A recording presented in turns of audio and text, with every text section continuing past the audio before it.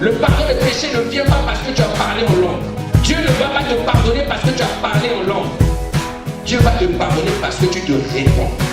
Donc nous n'arrivons pas à obtenir par la foi parce qu'on s'arrête à un certain niveau du mécanisme de la foi.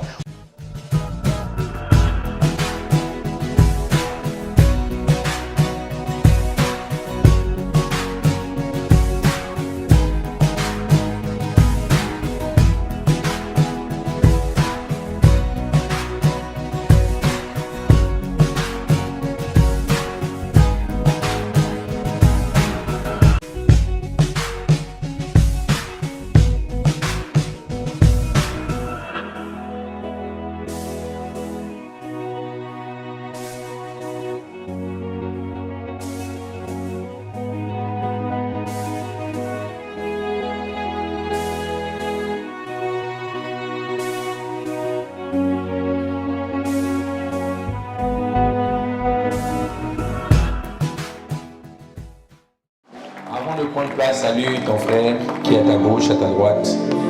Salue-le chaleureusement. Salue-le encore bien. C'est le bienvenu de la magnifique présence du Saint-Esprit. Alléluia.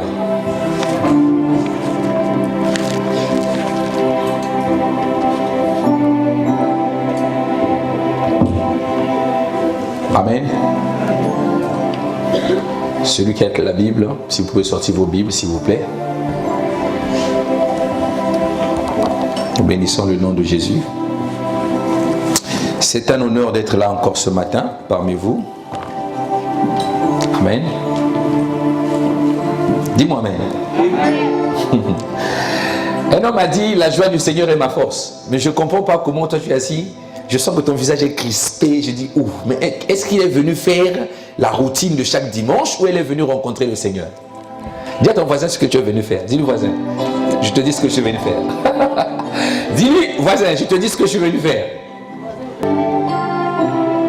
Waouh.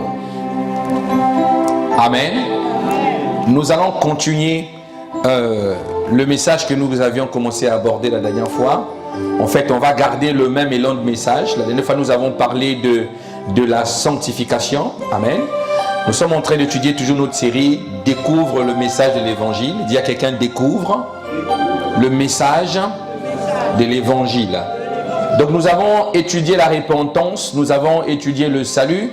Et là, nous sommes en train d'étudier maintenant ce qu'on appelle la sanctification. Le dimanche dernier, nous avons vu un message qui s'intitule « 2 raisons pour se sanctifier ». Aujourd'hui, nous allons continuer sur cette même élan. Pourquoi? Parce que le Seigneur a mis dans mon cœur de parler de ce sujet qui est ô combien important. Amen. Vous savez, une des choses que le Seigneur nous dit, lorsque nous naissons de nouveau, le Seigneur vient nous dire, il dit, si quelqu'un est en Christ, il est une nouvelle création. Et il dit, les choses anciennes sont passées. Il dit, voici, toutes choses sont devenues nouvelles. Alors j'aime ce passage-là de 2 Corinthiens 5, 17. Lorsque le Seigneur dit, voici toutes choses sont devenues nouvelles, le Seigneur donne un ordre à toute la création de contempler la merveille personne que tu es. Est-ce que je parle à quelqu'un? Le point, c'est de se dire, la Bible dit que si quelqu'un est en Christ, il est une nouvelle créature ou une nouvelle création. Les choses anciennes sont passées. Mais ma question que je voulais poser à quelqu'un ce matin, es-tu sûr que les choses anciennes sont passées pour toi? Dis amen que je commence à parler. C'est une question que toute l'église répondra généralement oui. Mais des fois nous voyons que après notre nouvelle naissance, il y a toujours des choses que nous avions pris la décision d'abandonner qui nous suivent dans notre marche avec le Seigneur. Combien même la Bible dit que le vieil homme a été crucifié, à la croix et que le sang de Jésus a nettoyé chacun de nous. Mais nous voyons toujours que l'ancien caractère que tu avais dans le monde te suit dans la nouvelle naissance. Tu étais orgueilleux avant de donner ta vie à Jésus, mais quand tu deviens chrétien, on sent qu'on même en toi quelque chose. Dis à ton voisin, il y a quelque chose. Dis-lui bien, il y a quelque chose. Alors quand la Bible dit que les choses anciennes sont passées, il faut considérer que c'est de ta responsabilité, c'est de ma responsabilité de décider de commencer une nouvelle vie avec le Seigneur. Alléluia. C'est alors que lorsque nous rentrons dans nos assemblées, nous trouvons beaucoup de chrétiens mélangés. Tu ne sais pas où ils se trouvent. Un coup, il est avec les païens. Tu penses que le frère est païen, mais à l'église, quand tu vas le voir adorer, tu te dis, ouh, je ne savais pas que c'était un chrétien. Au fait, même l'ange qui t'accompagne ne te reconnaît pas. Dis-moi amen. Amen. Dis amen bien. Amen. Alors, le point de mon message ce matin, c'est de se dire, ces choses que nous transportons lorsque nous étions païens et que nous transportons dans notre nouvelle vie avec Jésus, c'est comme une boue qui pèse sur toi, une boue qui t'empêche de regarder le Seigneur tel que le Seigneur voudra que toi tu le regardes. Alléluia. Celui qui transporte les choses passées dans sa nouvelle vie est comme une personne qui a le visage recouvert de boue et qui n'arrive pas à voir la gloire du Seigneur. Est-ce que je parle à quelqu'un? Ça fait que beaucoup de païens ne veulent pas donner leur vie à Jésus. Vous savez, les païens ne viennent pas à Jésus simplement parce que moi et toi nous venons à l'église. Les païens ne viendront jamais à Jésus à cause de nos beaux costumes. Non, c'est pas ça. Ils ne viendront jamais à Jésus comme ça. Ils ne viendront jamais à Jésus si toi et moi nous sortons de la rue, nous disons Jésus est sauveur ou encore Jésus t'aime. C'est vrai, mais ça ne suffit pas. Voilà pourquoi ton voisin qui te connaît jusqu'à maintenant, tu n'arrêtes de l'inviter, tu ne cesses de l'inviter à l'église, mais il n'arrive pas à venir. Mais deux fois, il est en train de regarder la boue en toi. Est-ce que je parle à quelqu'un? La Bible dit, le sang de l'agneau et la parole de leur témoignage, c'est ce qui donne la victoire sur l'ennemi. Est-ce que je parle à quelqu'un? Comment te comportes-tu dehors quand tu n'es pas à l'église? Comment es-tu réellement quand tu n'es pas à l'église? Est-ce que tu es toujours frère en Christ quand tu es ici et tu es frère quand tu es dehors? Pour ceux qui sont jeunes, dimanche je suis à l'église. Deux fois dehors là, ils trouvent que la vie de l'église, c'est une vie ringarde. En train de suivre la mode. Vous savez, j'étais en train de marcher avec une jeune sœur cette semaine. Je lui disais, mais moi je ne comprends pas. Je remarque que quand je marche dans la rue, toutes les jeunes filles ont des pantalons jusqu'ici. Vous savez, les pantalons comme ça, hein? Ça serre comme ça, ça prend les formes jusqu'ici. Et puis quand elles portent ça, elles ont fil. Là, tu vois la petite qui apprend la vie. Quand je dis, mais ces enfants-là, qu'est-ce qui se passe? Mais deux fois, c'est les chrétiennes, conformistes au monde. Pas possible. Pasteur, ce qui est important, ce n'est pas le vêtement.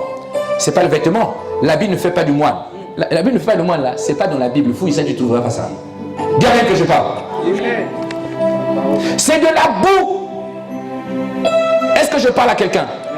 Un enfant de Dieu doit avoir une vie pieuse. Une vie qui honore le Seigneur. Alléluia. Lorsqu'on t'appelle Sa Majesté, Excellence, Majesté, Ambassadeur, est-ce que quand on te voit là, ton accoutrement là, ça ressemble à un ambassadeur? Dis-moi amen. Il dit, pasteur, il y en a qui n'ont pas d'argent et ils peuvent faire que ce qu'ils veulent. Je ne parle pas de ça. Je parle de ceux qui ont des capacités, mais ils choisissent de se conformer au monde. Est-ce que je parle à quelqu'un? Dis à ton voisin, c'est de la boue. C'est de la boue. Le titre de mon message de ce matin, considère tout comme la boue. Alléluia. Considère tout comme la boue. Considère tout comme la boue. Une bonne manière de se sanctifier, c'est de se considérer tout comme la boue. Philippiens chapitre 3, verset 8. Philippiens 3, 8. Je lis dans la version Louis II, Philippiens 3, 8. Il est écrit, et même je regarde toutes choses comme une perte à cause de l'excellence de la connaissance de Jésus-Christ, mon Seigneur, pour lequel j'ai renoncé à tout. Et je les regarde comme de la boue. Afin de faire quoi? De gagner Christ. Il dit ici, j'ai renoncé à tout. Et je le regarde ça comme de la boue. Afin de gagner Christ. Donc, la condition de gagner Christ, c'est de renoncer à tout. Et regarder cela comme là. Dis-moi amen. La version semaine, on va dire, j'ai accepté de perdre tout. Et la version Martin va dire, je me suis privé de toutes ces choses et je les estime comme du fumier afin que je gagne Christ. Est-ce que je parle à quelqu'un? Je renonce à tout. Bien-aimé, explique-moi un peu. Comment tu es un enfant de Dieu? Lorsque tu étais païen, tu avais une copine. Tout ce que vous étiez en train de faire avec sa copine, cette copine-là, quand tu deviens enfant de Dieu, tu continues. Tu as seulement diminué les fréquences. Est-ce que c'est normal? Est-ce que c'est normal? Quelqu'un me dise, pasteur, c'est pas normal. Dis-moi, c'est pas normal. Si tu crois que c'est pas normal, dis-moi, c'est pas normal. Vous étiez en train d'aller dans des choses interdites. Et tu deviens chrétien, tu dis non. Maintenant, on va se limiter aux bisous. Le pasteur a dit, on ne touche plus aux bisous. Mais quel genre de bisous? Bien aimé, la bouche que tu utilises pour parler en langue là, tu vas donner ça à une fille qui n'est pas ta femme. Est-ce que je parle à quelqu'un? Dis, considère tout comme la boue. Tu ne connaissais pas Jésus. Tu étais fornicateur. Tu connais maintenant Jésus. Pourquoi tu continues dans la fornication? Pourquoi tu me dis, chérie, moi je t'aime, on se connaît déjà, chambre à part. Pourquoi tu ne fais pas ça? Tu attends que Jésus revienne, tu n'hériteras pas le ciel. Dis amen que je parle. J'ai renoncé à tout. Je me suis privé de toutes ces choses. J'ai accepté de perdre tout. Voici une des bonnes manières, des 3 manières de se sanctifier. Mais aujourd'hui, nous allons voir, la première manière, c'est de renoncer à tout. Dis à quelqu'un, renoncer à tout. Dis-lui, renonce à tout. Je crois que ce matin, quelqu'un est en train de réfléchir, en train de se dire, comment je fais quoi aujourd'hui? Fais la liste des choses qui ne plaisent pas au Seigneur, les choses que tu faisais avant. Fais cette liste-là. Et tu verras si tu as laissé des choses ou tu as traversé avec ça dans la nouvelle naissance. Jésus te lave, il te purifie par son sang, il prend tout ce que tu avais, il rend ça, il restitue à Satan. Il te dit, donne-moi ta main, marche, on marche maintenant avec toi. Toi tu commences, le premier jour du baptême, tu es très saint. Vous voyez, ceux qui sortent des eaux de baptême là, quand on baptise, le premier jour, quand quelqu'un sort de là, tu vois, enfant de cœur, tu as l'impression que la personne a vraiment changé, enfant de cœur. Quand on dit Sainte, Sainte, table du Seigneur, ils avancent même avec révérence, comme les cathos, comme ça, doucement. Mais est-ce qu'après l'église, après le baptême, tu vas accepter de renoncer à tout? Moi, j'ai vu des gens qui vivaient une vie de débauche.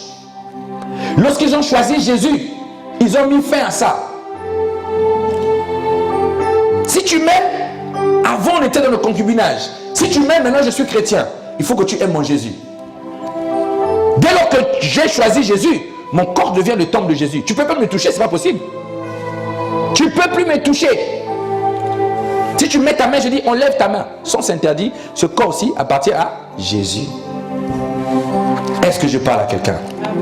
Lisons 1 Corinthiens 6, 12. 1 Corinthiens 6, 12. Il y a des choses qui ne sont pas importantes dans la vie d'un enfant de Dieu, que nous devons apprendre à laisser derrière. 1 Corinthiens 6, 12. La Bible dit, tout m'est permis, mais tout n'est pas utile. Tout m'est permis, mais je me laisserai asservir par quoi que ce soit. Tout m'est permis, mais tout n'est pas utile. Autrement dit, lorsque Dieu te fait naître de nouveau, il te donne ton libre arbitre. Tu es libre de faire ce que tu veux. Le pasteur ne pourra jamais t'imposer des choses. Si tu choisis de l'obéir, tu obéis. Si tu choisis de désobéir, tu vas désobéir. Tu es libre. Mais ici, l'apôtre Paul dit, tout m'est permis, mais je ne me laisserai asservir par quoi que ce soit.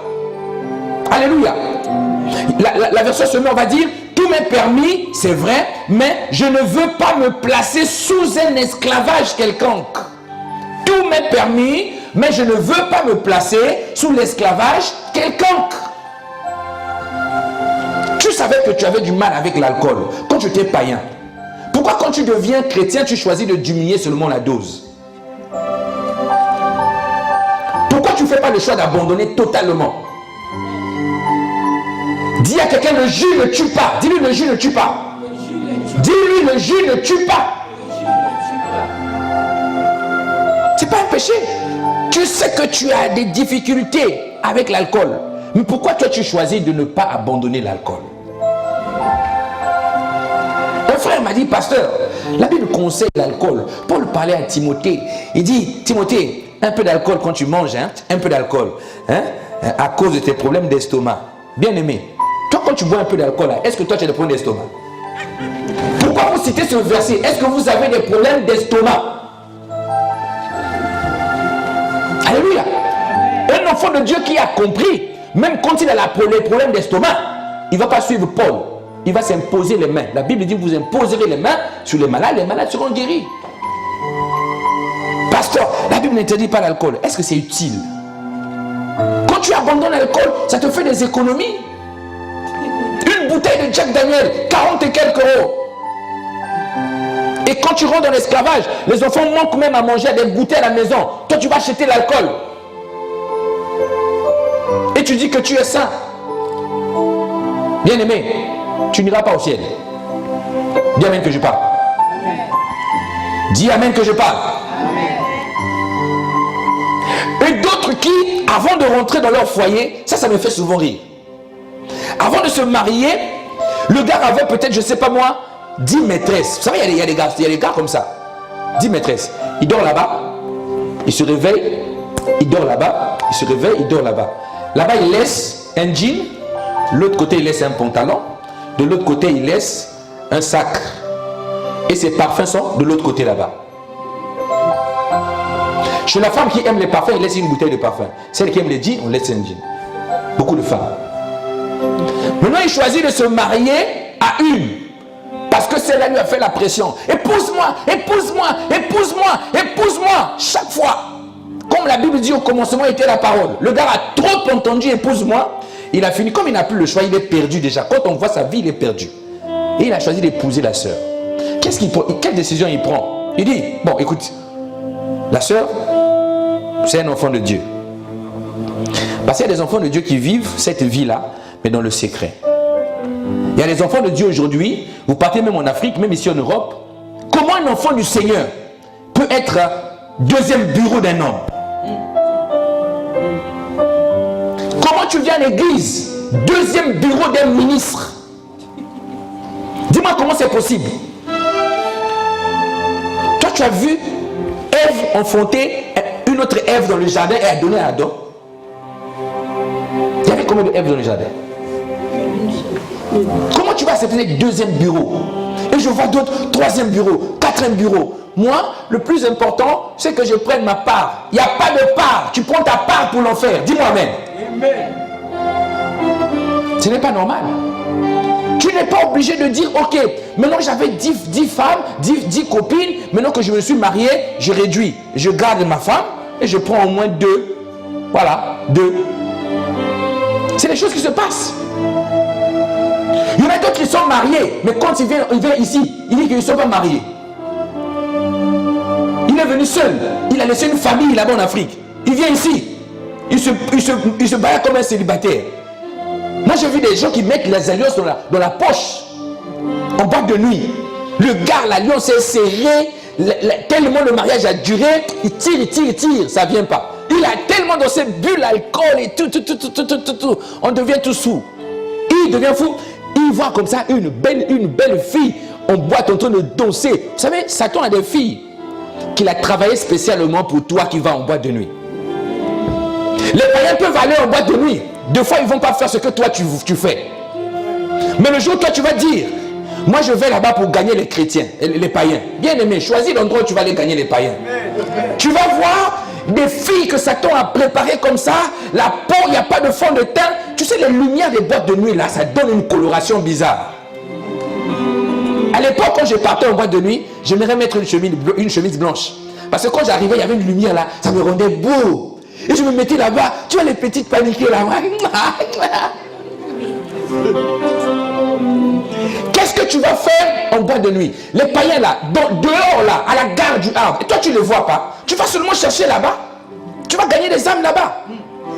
Il y a des filles de Satan et des fils de Satan qui t'attendent.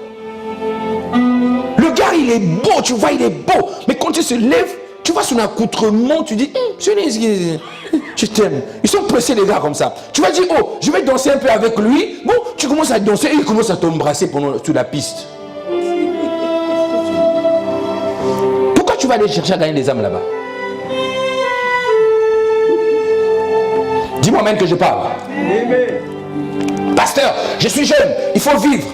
Mon ami, Paul dit Christ est la vie. La vie, c'est pas là-bas. La vie, c'est ici. Amen. Car si tu es un enfant de Dieu, tu as déjà la vie. Il est écrit que celui qui a le Fils a la vie. Celui qui n'a pas le Fils n'a pas la vie. Pasteur, laisse-moi faire ma vie. Quelle vie tu fais encore? Tu n'as plus de vie, Christ est ta vie. Viens, on va prier avec moi. Dis-moi amen. Amen. Tu dois réfléchir sur ma vie. C'est quoi ta vie là? Ta vie c'est quoi? Ta vie c'est quoi? Il y a quoi dans ta vie? Tu n'es pas obligé. Alléluia. Tu n'es pas obligé. Fais le choix. Comment tu vas rentrer en bas de nuit? Tu payes une consommation. Tu payes d'abord l'argent et tu rentres. Tu arrives là-bas, tu vois une fille impudique. Alors tu tombes avec la fille. Donc tu payes pour aller en enfer. Pourquoi on n'appelle pas ça boîte de jour? Pourquoi on appelle ça boîte de nuit? Pourquoi on n'appelle pas boîte de jour? Le jour, quelqu'un va faire une boîte de jour ici. Bien aimé, je prie que les frères du corps de Christ s'élèvent. On va ouvrir une boîte de jour. On construit un bâtiment dans lequel on vend que du jus et de l'eau. Et puis on met la louange. Et on écrit boîte de jour. Même les chrétiens vont aller là-bas. Dis-moi même que je te dis la vérité. Tu n'iras pas là-bas. Si le pasteur Elvis ouvre une boîte de jour ici, là où après on met les prédicateurs, il y a un grand écran, les prédicateurs prêchent, vous buvez de l'eau comme en boîte de nuit, et puis la louange, vous vous levez, vous dansez à la piste, mais sans toucher la distance de sécurité. Voilà. Vous n'irez pas, beaucoup ne vont pas partir. Tu n'es pas obligé d'aller dans ces endroits-là pour aller chercher la femme de ta vie. Parce que lorsque tu vas prendre une femme de la vie ou un mari de la vie dans la boîte de nuit, quand il sera avec toi dans la maison, il va retourner là où tu l'avais trouvé. Dis-moi même. La femme que tu rencontreras en boîte de nuit aura toujours besoin que toi tu l'emmènes là-bas. Qu'est-ce que tu vas me dire? Tu l'as trouvé là-bas. Même il y a des païens qui laissent les boîtes de nuit, qui préfèrent draguer les sœurs en Christ, qui attendent devant les églises, à l'arrêt de bus, 8. Il sait que la MCA finit là, les filles vont sortir. Le gars il vient se pointer là, il commence à séduire les sœurs. Il parle, il choisit, cible, il commence à parler. Mais nous les chrétiens, des fois nous partons chercher les femmes dans des endroits impossibles. Alléluia. Waouh. Il y a quelqu'un qui renonce à tout. Renonce à tout. Renoncer à tout, c'est renoncer à tout ce que Dieu n'aime pas. Renoncer à tout, c'est renoncer totalement à tout ce que Dieu n'aime pas. Là, tu es digne d'être appelé enfant de Dieu. Tu es digne d'être appelé nouvelle créature. Est-ce que dans ta vie, tu as renoncé à tout ce que Jésus n'aime pas? Est-ce que dans ton foyer, tu as renoncé à ce que Jésus n'aime pas? Est-ce que dans ton lieu de travail, tu as arrêté de critiquer le patron qui t'embauche et qui te paye? Est-ce que tu as fait ça? Dis-moi amen. Voici une liste de quelques points, des choses que le Seigneur déteste. Et nous allons étudier 4 de ces choses aujourd'hui et nous allons nous arrêter là. Proverbe chapitre 6. Proverbe 6, versets 16 à 19. Proverbe chapitre 6, versets 16 à 19. La Bible dit, il y a 6 choses que est l'Éternel, et même 7 qu'il a en horreur. Première chose, les yeux hautains, la langue menteuse, les mains qui répandent le sang innocent, le cœur qui médite des projets iniques, les pieds qui se hâtent de courir au mal, le faux témoin qui dit des mensonges et celui qui excite des querelles entre frères. Là, Paul, quand il dit entre frères, il ne parle pas de ta famille dans la chair, il parle de l'église. C'est-à-dire que vous êtes tous deux à l'église, mais toi tu fais à ce que deux frères ne s'entendent pas à cause de toi. Tu prends là-bas, tu rapportes là-bas. Tu prends là-bas, tu donnes là-bas. On te dit de cette oreille, tu entends, tu vas répéter de l'autre côté. Nous allons comprendre deux choses. La première chose, pour bien se sanctifier, il faut renoncer aux yeux hautains. Nous allons parler de ça. C'est quoi avoir les yeux hautains? Avoir les yeux hautains, c'est regarder, c'est tout regarder tout ce qui ne plaît pas à Dieu. Avoir les yeux hautains, c'est avoir un regard que Dieu ne peut pas avoir sur ses enfants. C'est-à-dire, toutes les fois où toi tu regardes un enfant de Dieu, pas comme Dieu est susceptible de le regarder, tu as les yeux hautains. Dis-moi amen. Nous allons comprendre. Regardez les autres comme des moins que rien. Il y en a qui regardent les autres à l'église comme des moins que rien. Un regard méprisant, un regard moqueur. Le frère il te regarde, au lieu de te fixer, il regarde comment tu es vêtu. Et il dit, sœur, Dieu te bénisse. Dis frère, je n'accepte pas cette bénédiction. C'est hypocrite. Dis amen que je parle. Il regarde les autres comme des moins que rien. Dieu l'a béni, on l'a élevé dans la société, un petit salaire. Le gars, il avait, je ne sais pas moi, 200 €. Soudainement, boum, 2500, traumatisme. Traumatisé, il devient grand. C'est pour ça, mon ami, quand tu veux donner au frère, là, demande un peu, frère, ton niveau de bénédiction, là, c'est comment? Si lui, il est béni à 500 €, donne-lui 550. Augmente-lui doucement. Si tu lui mets 10 000, le frère devient fou. Des fois, il devient païen. Pire qu'avant.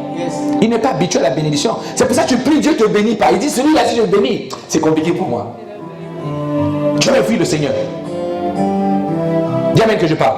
Amen. Regardez les autres comme des moins que rien. Tu méprises un enfant de Dieu. Tu méprises.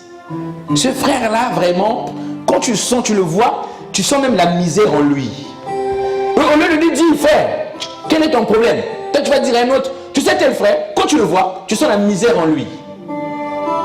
Et tu viens à l'église, il y a des gens qui choisissent même des catégories de personnes à saluer. Si vous voyez un gars comme le pasteur Elvis, bonjour, il prend du temps avec toi. Si vous voyez un frère un peu, voilà quoi, il passe dans l'église. Le mépris. Alléluia.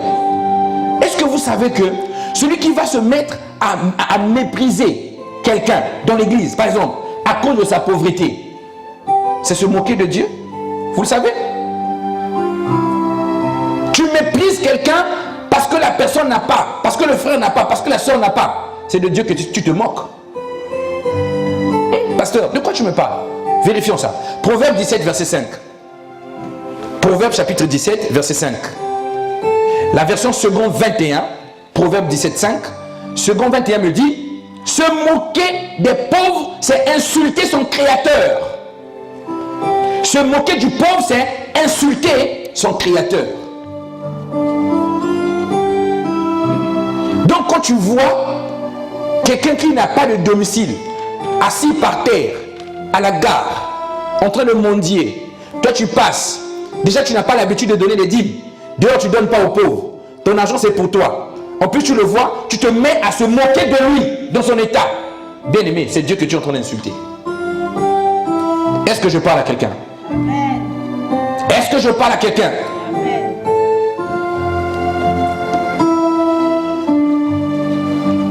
Il y a une loi majeure dans le royaume. C'est pas mauvais de se sentir supérieur aux autres. C'est biblique cela. La Bible autorise de se sentir supérieur.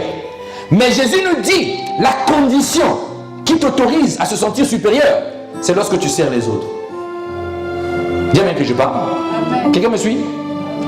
Plus tu te dis je suis le supérieur, il faut augmenter en dimension de service. Jésus était révéré, Jésus était honoré. Les disciples le regardaient, tout le monde savait qu'il était le supérieur. C'est lui qui conduisait les foules.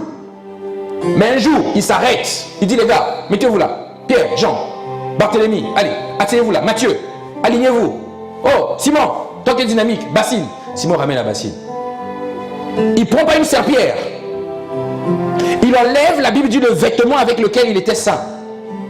Se saigner. Hein? C'est pas le sang, c'est saigner.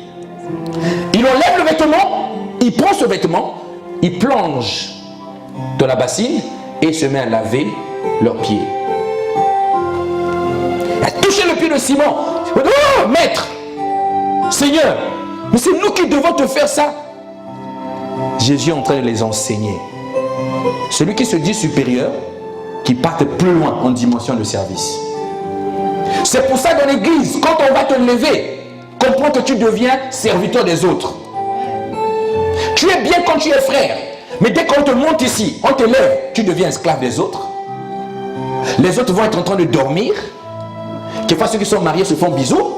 Toi, dès que tu veux commencer le bisou comme ça, piou, le téléphone sonne. Allô papa, j'ai un problème, je n'ai pas dormi toute la nuit. Je sens un esprit. Là, si tu se dis, chérie, attends, laisse-moi d'abord, laisse d'abord, j'ai des sons. Oui, bonjour. Dieu te bénisse. Rabakaba, on va prier. Rabakababa, rabakababa, rabakababa. C'est ça le service. Plus tu fais cela, plus le Seigneur va t'élever. Est-ce que je parle à quelqu'un? Être capable, lorsque tu es élevé, de donner ton temps pour les autres. Donner du temps. Aller attendre un frère qui est en difficulté à la gare. Se mouiller pour le frère. Qui est capable de le faire? Sans s'énerver. Dis amen que je parle. Mais on voit aujourd'hui, l'église d'aujourd'hui, lorsqu'on élève quelqu'un, tu as l'impression qu'il devient Bill Gates. La démarche change même. L'église a 4 personnes, on te lève, tu mets un protocole. Pasteur de 4 personnes, tu as déjà un protocole. Mais lorsque tu auras 100 personnes, tu auras quoi? Une lignée de frères qui te suivent derrière. Quand tu marches comme ça, boum, boum, comme le président. Il manque les chevaux derrière. 4 personnes, tu as déjà un protocole. Bien aimé. Donc ta Bible là pèse à tel point que tu as besoin qu'on te soulève ça. Bien même que je parle. Lorsque Dieu t'élève, sois un serviteur. Va encore plus loin. Va plus loin. Va en profondeur. Alléluia. Ne dors plus beaucoup. Réveille-toi la nuit. Prie pour les autres. Même les frères qui s'énervent là, il faut prier pour eux. C'est les frères qui t'énervent. Bien aimé, il y a une bénédiction dans ça. Jésus dit, bénissez vos ennemis. Priez pour eux. Celui qui te critique là, aussi longtemps que tu pries pour lui, Dieu va t'élever vite. Est-ce que tu vois? Amen. Dieu va t'élever vite. C'est une loi spirituelle. Waouh. Si quelqu'un veut être le premier, il sera le dernier de tous et le serviteur de tous. Marc 9,35. Marc 9,35. Alors, il s'assit, on parle de Jésus, appela les 12 et leur dit, Jésus, il appelle les 12 et il leur parle. Vous savez pourquoi il les appelait? Parce que les 12 commençaient à se disputer les postes. Ça n'a pas commencé à l'église. Dis à ton voisin, c'était à l'époque de Jésus. Les 12 ont commencé à chercher les postes. Il y avait 2 frères qu'on appelait les fils de Zébédée. Ils sont même partis dans la manipulation. Vous savez comment ils ont fait? À cause des postes. Ils ont envoyé leur maman. Maman, tu sais Jésus, il est un peu sensible. Si toi tu vas lui parler, maman, tu vas voir, Jésus peut changer la vie. La mère vient. Bonjour maître. Et se baisse. Rabboni. Négocier pour les enfants. Est-ce que tu peux pas faire que un de mes enfants soit à ta gauche, l'autre à ta droite? Jésus a dit, toi qu'est-ce que tu me demandes là? Mais ça ne dépend pas de moi. Les Simon-Pierre se sont levés. Maître, dis-nous, après toi c'est qui? Est-ce que je parle à quelqu'un? Il y avait des problèmes de postes. Dis-moi même que je parle. Et Jésus rassemble les 12. Il dit, oh, Barthélemy, viens là. Matthieu, viens. Thomas, viens. Judas, toi, écoute bien, parce que toi et la bourse, c'est un problème. Écoutez-moi bien. Si quelqu'un veut être le premier, condition. Il dit, si tu veux être le premier, il sera le dernier de tous et le serviteur de tous. Ça brise. Toi, tu cherches la première place, On te dit, pour être ici, sois d'abord le dernier. Et c'est ce que nous refusons. On veut une élévation tous azimuts. Tout le monde va être devant. Pasteur, tu vois que, comment le protocole, tu es bien vêtu, le protocole te reçoit, ils te mettent derrière. Toi, tu commences à bouder. Pourquoi vous me laissez ici? Tu regardes tes habits. Tu ne m'as pas vu quelqu'un comme moi. Tu veux me laisser ici? Bien aimé. Est-ce que le point c'est la place? Même dans le fond de la salle, tu attires, non, j'y viens. Est-ce que je parle à quelqu'un? Dis-moi, mais. Waouh.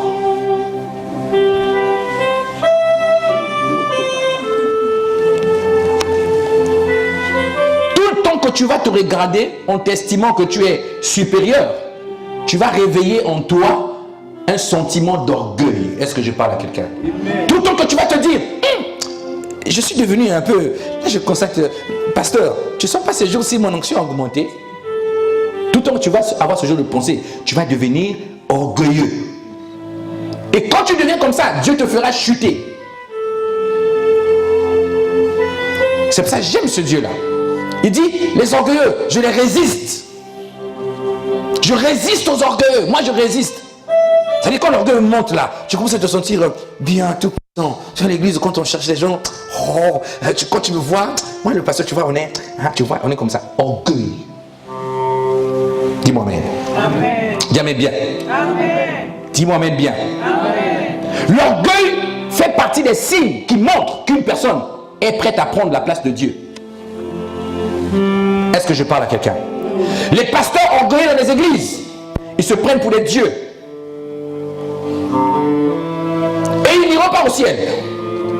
Comment tu peux m'expliquer que même Jésus, quand il rentrait à Jérusalem là, on ne lui avait pas mis le tapis rouge?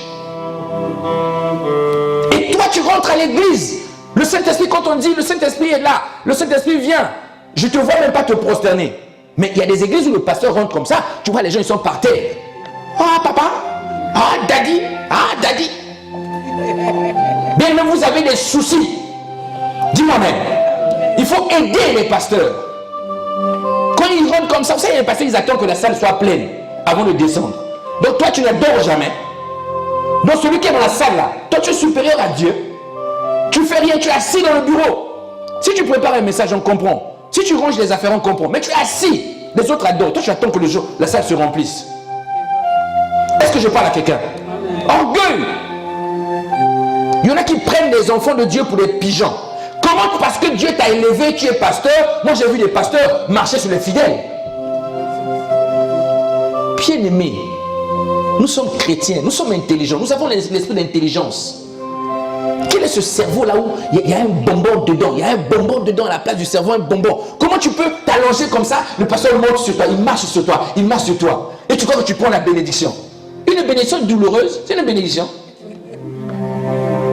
Le pasteur il piétine des fidèles. D'autres, j'ai vu sur les réseaux sociaux où le gars il dit, aujourd'hui là, j'ai changé. Le Saint-Esprit m'a dit, je dois vous renverser le jus. Le jus. Donc les gens arrivent comme ça. Majesté, tu es propre comme ça. Tu t'alignes là. Lui, il est en haut. Hein.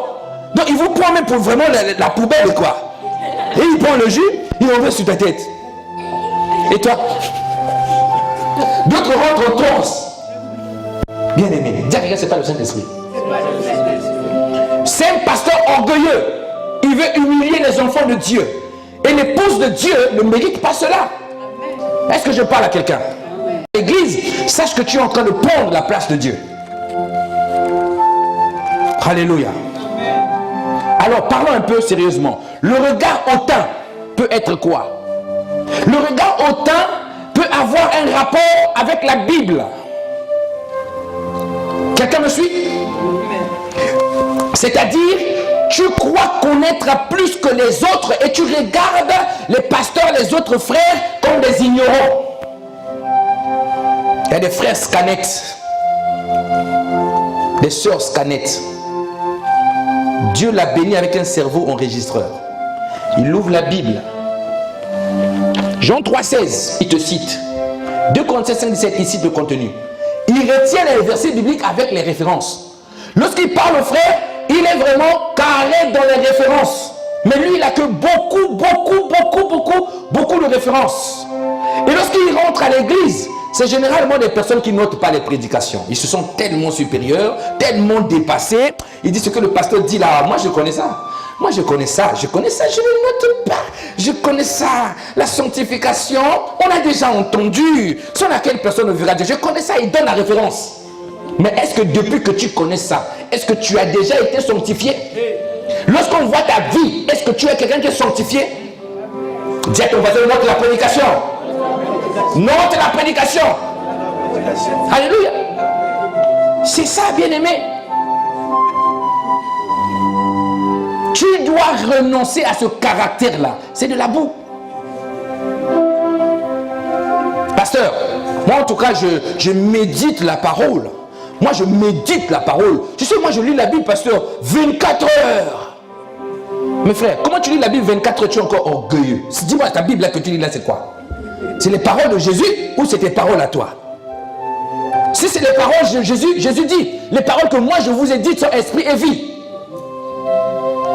Je vais parler à quelqu'un ce matin. Chaque fois que tu vas lire un verset biblique et que tu ne la mets pas en pratique, mais tu la retires dans ta tête, ce verset-là va te condamner. Parce que la Bible dit que celui qui a la parole, lorsqu'il sera jugé, il sera jugé conformément à la parole.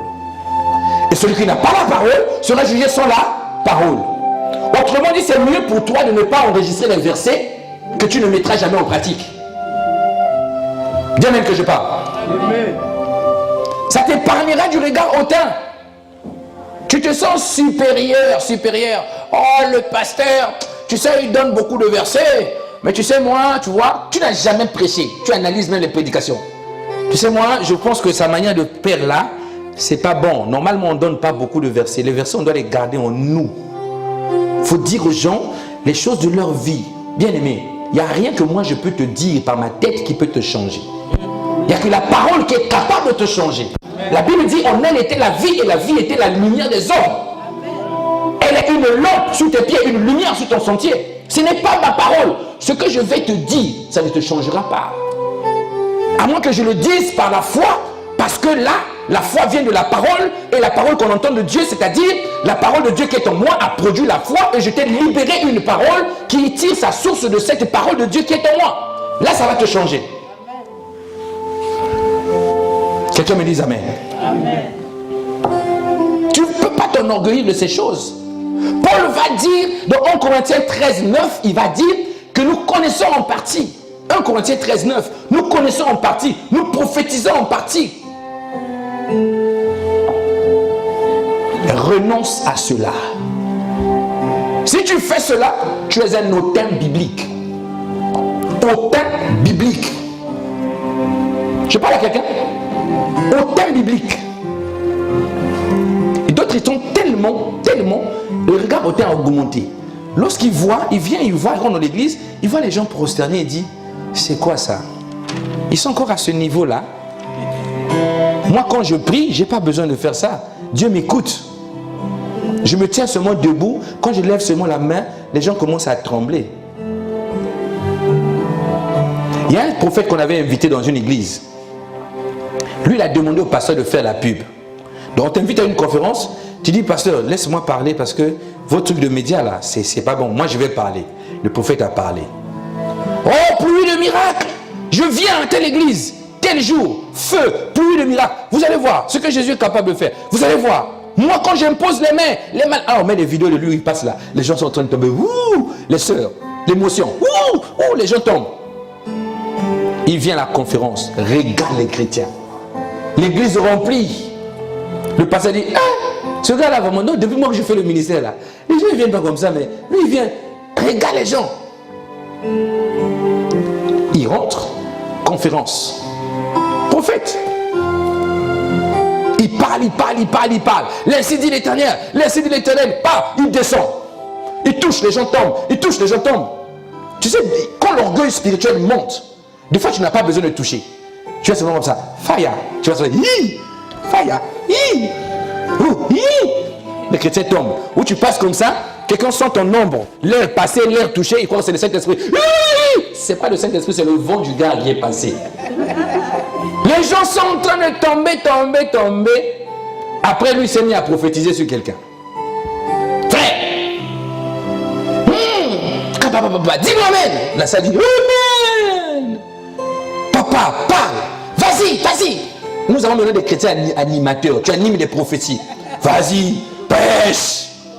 Envoie, papa, envoie.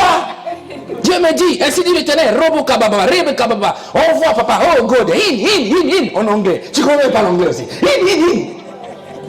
Va. Ainsi dit l'Éternel. Les gens, oui. Frère, toi,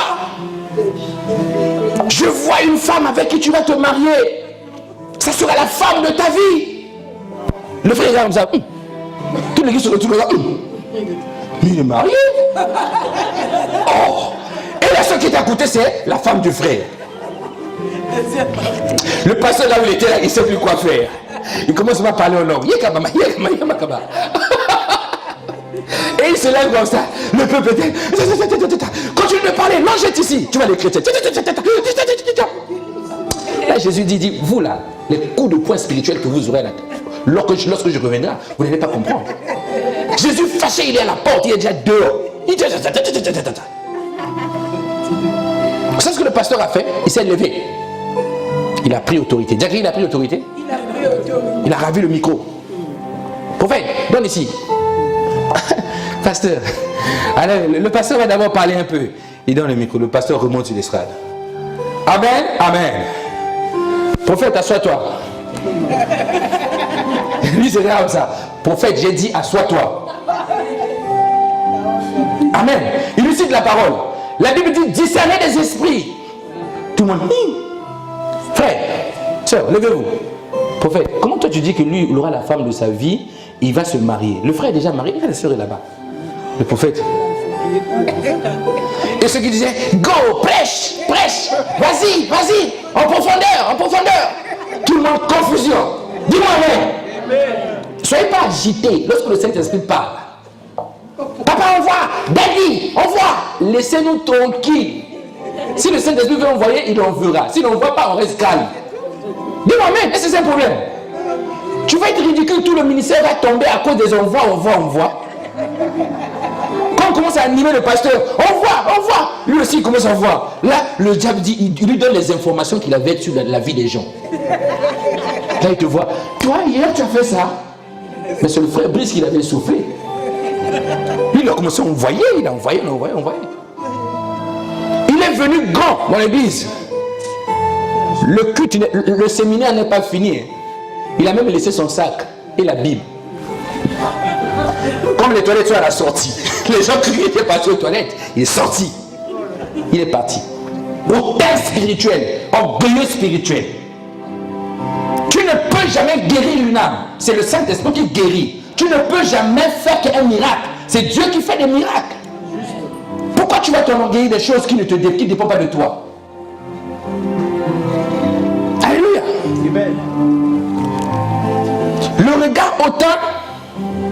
Le regard hautain peut avoir un rapport avec les dons spirituels.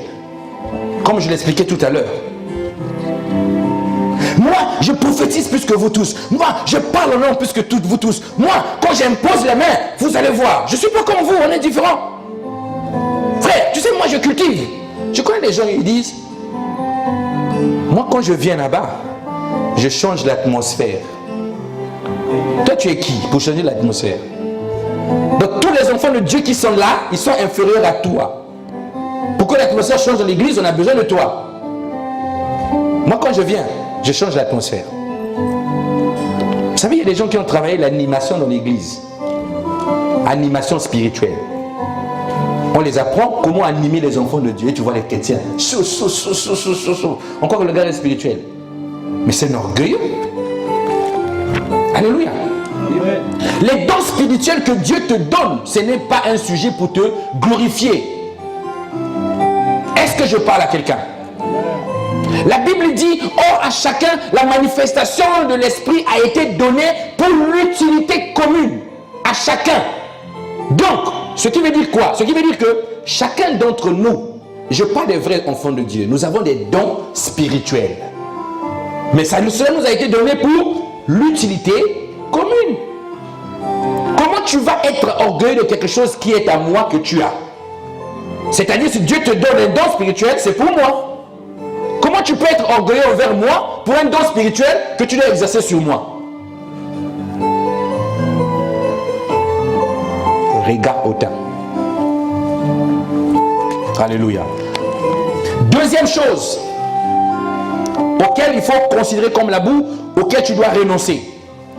C'est renoncer à la langue menteuse. Dis à quelqu'un la langue menteuse. Dis-lui la langue menteuse. Une des choses bien aimées, un des signes qui montre que nous sommes saints, c'est notre capacité de dire la vérité. Est-ce que j'ai parlé à quelqu'un? Une des choses qui témoigne que tu es saint, c'est ta capacité à dire la vérité. Car la vérité produit en nous la sainteté. Un enfant de Dieu qui est véridique, c'est un enfant de Dieu qui se sanctifie davantage. Est-ce que je parle à quelqu'un? Éphésiens 4, 24 à 25. Éphésiens chapitre 4, 24 à 25. La Bible dit: et à revêtir l'homme nouveau, créé selon Dieu dans une justice et une sainteté que produit la vérité. Autrement dit, la vérité te rend saint. Est-ce que je parle à quelqu'un? C'est pourquoi renoncer au mensonge. C'est pour ça renoncer au mensonge. Le passage dit au fait, pour être saint, pour t'aider déjà à être saint, commence à aimer la vérité. Tant que tu auras le mensonge dans ta bouche, tu ne pourras jamais être la lumière du monde.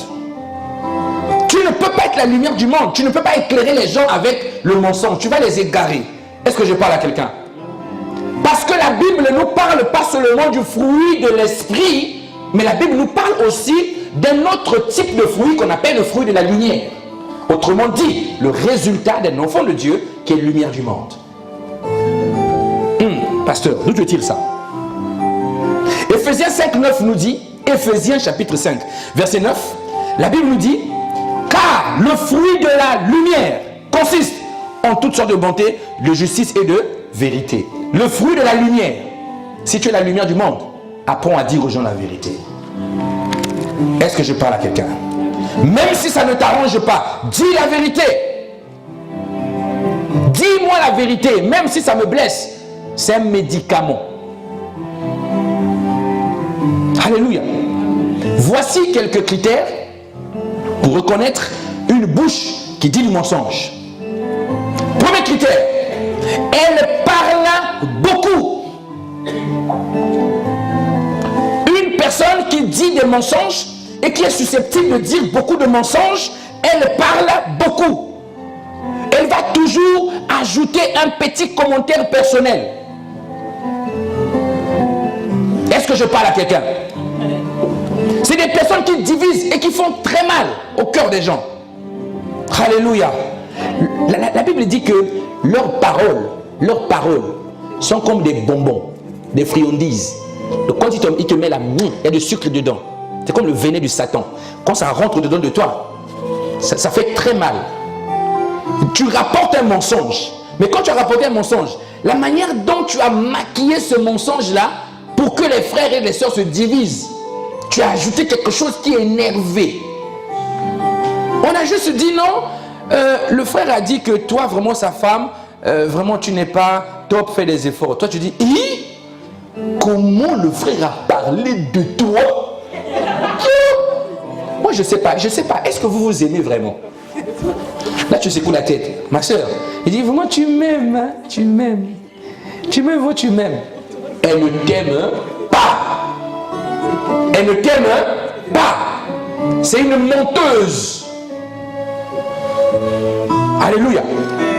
Ces paroles-là font mal dans le cœur. Il a fait ça, il a fait ça, il a fait ça. Là, Dieu, la femme commence à pleurer. Il a fait ça à moi, il a fait ça à moi. 20 ans de mariage, il a fait ça à moi. Il va voir. C'est une parole mensongère. Proverbe 18:8, la Bible dit, les paroles du rapporteur sont comme des friandises. Elles descendent jusqu'au fond des entrailles. Le petit plus que tu ajoutes des informations qu'on te donne là, c'est quoi? Ça vient d'où?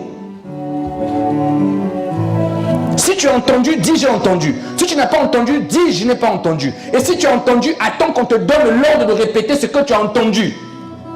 Est-ce que je parle à quelqu'un? Tu peux venir trouver le pasteur au téléphone en train de parler avec une soeur au téléphone pour un cas de dossier de suivi. Toi tu entends, tu vas le répéter. Est-ce qu'on t'a demandé de le répéter? C'est même que je parle. C'est des poisons qui tuent l'église. Alléluia. Le rapporteur divise les amis. Deuxième critère. La bouche mensongère, elle se plaint beaucoup des oreilles des autres. C'est un signe pour reconnaître celui-là, c'est menteur. Se plaint beaucoup des oreilles des autres. Donc dans cette assemblée, dans cette famille, la personne à qui on fait du mal, il n'y a que toi. Tous ceux qui sont à l'église là, ils ne sont jamais choqués. Il n'y a que toi qui es choqué. Pasteur, tu sais, tel frère, il est comme ça. Il m'avait choqué, il m'avait fait ça un jour. Pasteur, je sais, telle personne est comme ça. Il m'avait fait ça. Pasteur, je sais, lui là, il faut éviter, papa. Prie avant d'établir les gens. Prie. Mon ami, je n'ai pas besoin de toi que tu m'expliques comment je vais établir les gens. Entre le moment où tu as l'information, entre le moment où Dieu va toucher la personne, qui est en avance? Est-ce que tu le sais? Pourquoi tu rapportes les fautes? Ce frère-là, c'est un impunique. Il est marié maintenant. Gloire à Dieu. J'espère qu'il s'est calmé. Et la femme du frère écoute à côté. Là, il approche. Ma soeur, ma bien-aimée, de quel frère il s'agit? Timothée Kouka. Oh, quel Timothée Kouka? Le frère de Blaise. Quel Blaise? Blaise Kouka. Oh, comment ça? De quelle famille? Famille Kouka. Sœur, c'est mon mari. Ah, ma sœur, que Dieu vraiment t'aide. Hein? Elle avance. Tu mets le venin, elle va à la maison là-bas, la maison brûle. Mais ça, on le voit dans l'église. Ma soeur, ton mari là, il prie maintenant. J'espère qu'il a changé. D'autres sont des enseignants des mariages. Toi-même, tu ne sais pas ce que c'est que le mariage. Tu n'as jamais été dans le mariage. Comment tu vas commencer à enseigner aux gens les choses qu'ils vivent? C'est comme un homme de Dieu qui expliquait dans une église. Un gamin s'est levé, il a commencé à prier, il a dit, depuis que j'étais jeune, depuis que j'étais petit, maintenant que j'ai vieilli, j'ai jamais vu le juste abandonné. Je dis, mais c'est toi, tu as vieilli.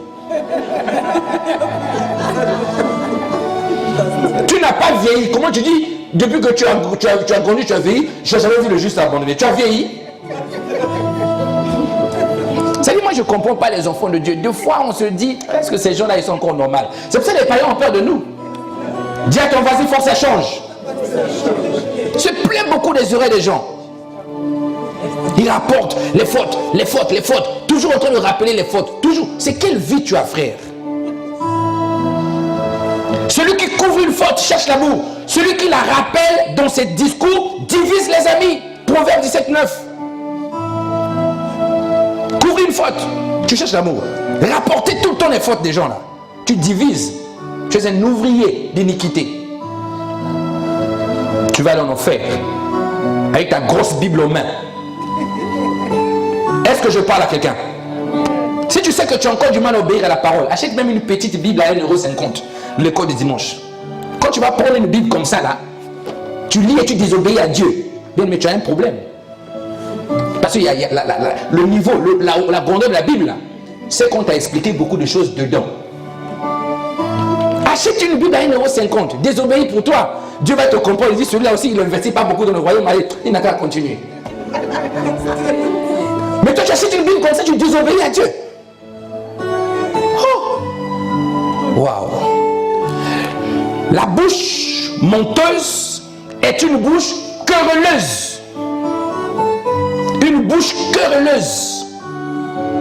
Vous savez, il y a des femmes, tu n'as pas besoin de t'énerver. Mais elle va travailler pour t'énerver. Si tu ne bouges pas, elle va te faire bouger.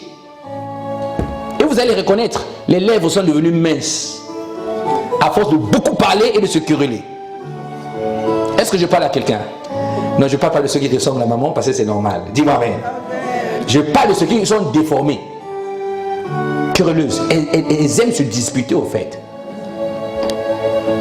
Comment toi tu vas quitter? Je vois en Afrique 2 femmes, ils disent, ma copine, aujourd'hui on va pas les provoquer, on va les provoquer. Donc, elles quittent la maison et vont chercher des gens avec qui se disputer. Elles viennent au marché, une autre soeur est en train de faire des courses, et regarde la soeur. Il touche la copine. Là, il sourit.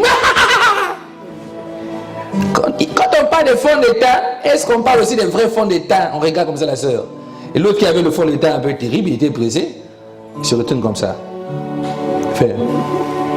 Et continue. Il y a des gens qui ont des chaussures bizarres ici. Ils cherchent quoi? Des querelles. Et l'autre qui va se lever. Quoi? Vous parlez de moi? Et alors? C'est parti. Allez au marché. Les coups de poing. Il y a un niveau de sauvagerie qui est rentré chez l'être humain. Est-ce que je parle à quelqu'un? Quand tu épouses une femme qui parle beaucoup, le grand risque que tu cours, c'est de se disputer tout le temps dans ta maison.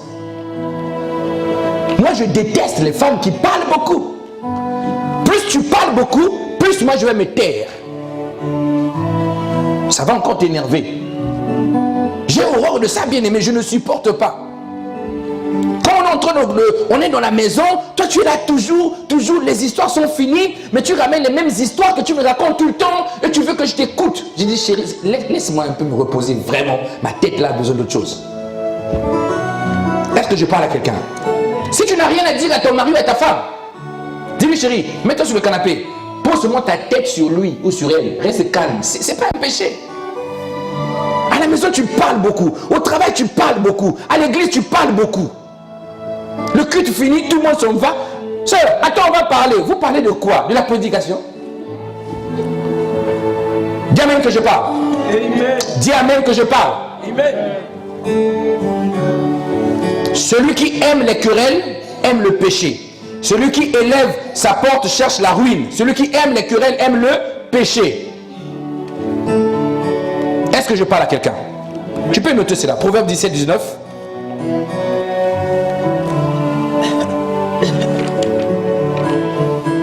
Troisième et dernière chose qu'on veut voir, et je vais m'arrêter là.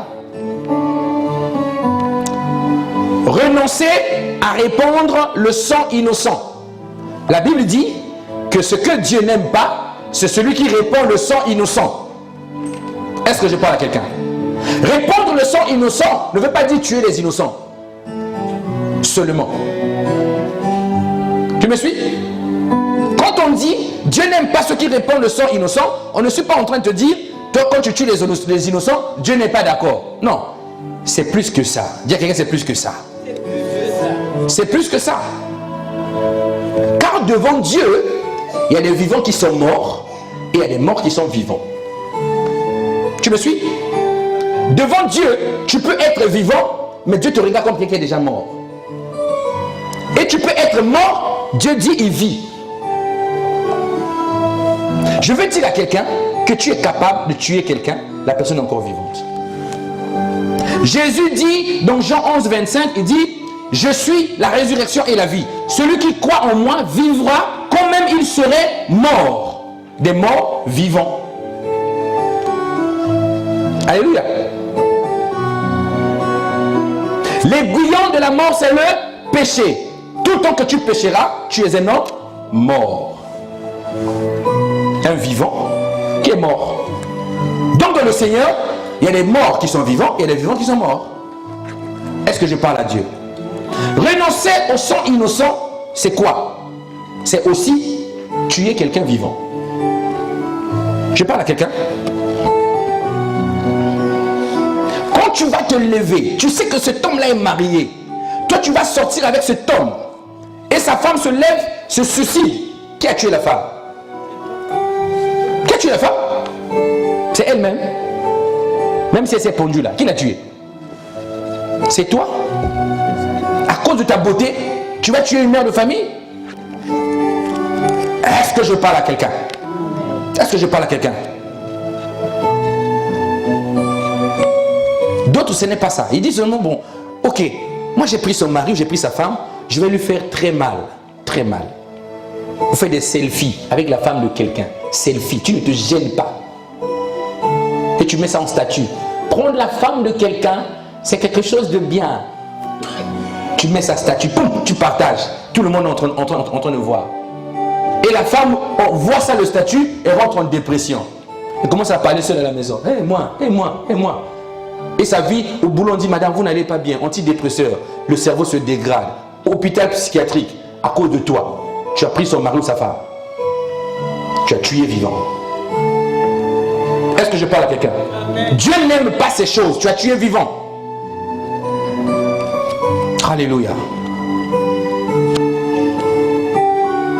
Est-ce que tu sais que lorsque tu es une femme ou un homme, lorsque tu abandonnes ton foyer, et que après que tu as abandonné ton foyer, tu remarques que les enfants qui étaient encadrés, tu vois que tes filles qui étaient un peu grandes, qui avaient des valeurs, que tout le quartier respectait, tes filles commencent à aller faire un peu des bêtises et leur vie devient bizarre.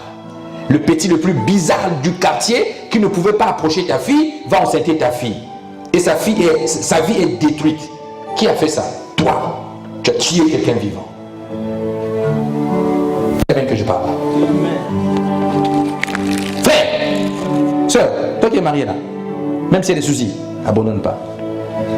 Est-ce que je parle à quelqu'un?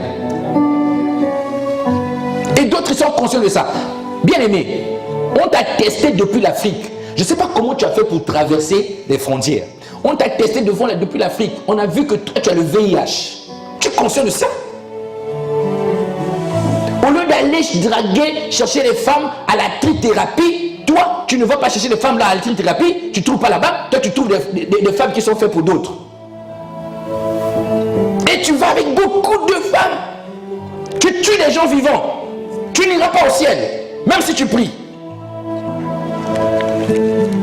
Est-ce que je parle à quelqu'un? Bien, mais tu rencontres une femme ou un homme, demande-lui le test. Dis-moi, mais. Dis, est-ce que toi, tu es un soldat? Tu veux me tuer ou comment on doit d'abord parler? Même si on va se marier là, test laboratoire.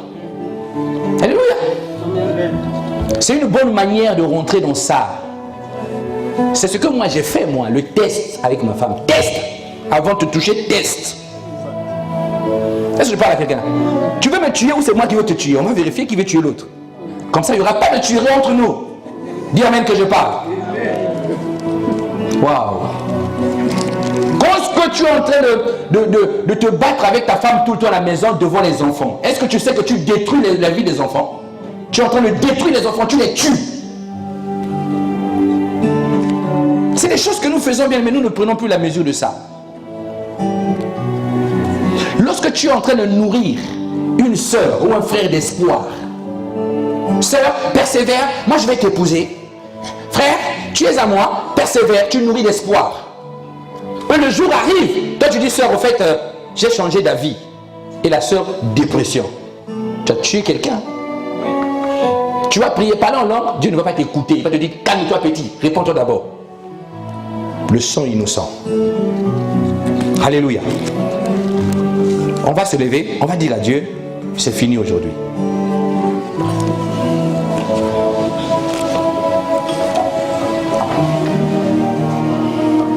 Alléluia. J'aimerais que tu fasses une petite prière, l'heure est avancée, une prière sincère dans ton cœur. Tu sais là où tu es, est-ce que les choses anciennes sont réellement passées chez toi?